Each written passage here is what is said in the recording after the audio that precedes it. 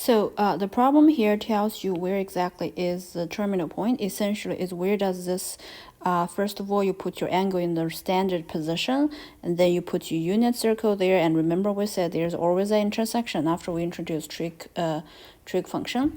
So what you are going to do is to identify, well, first problem says where exactly is pi minus t.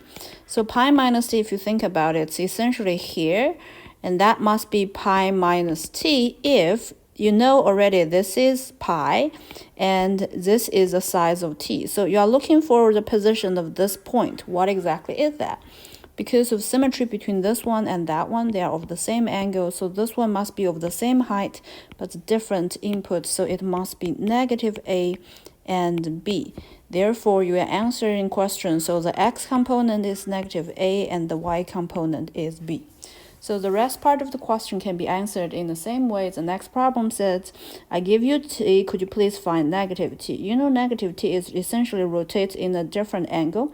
So that's your negative t. This is your point intersection. So what exactly is the position here? Hope it's intuitive that you realize it's the same x component, but the y component has been significantly changed, so you end up with negative b. I highly recommend you just stop this video here and then try to solve the rest of the problems yourself. So if you look at the other parts of my problem, if I want to look at pi plus t, so that's another pi that you add up to your t, so this is pi plus t.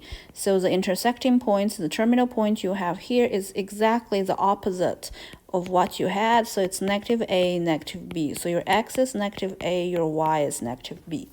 Along the same line of thinking, if you're looking at 2 pi plus t, you had your t already. You add a 2 pi on top of that, so this is your 2 pi plus t. So your endpoint is identical to the original one, so your final answer is a comma b.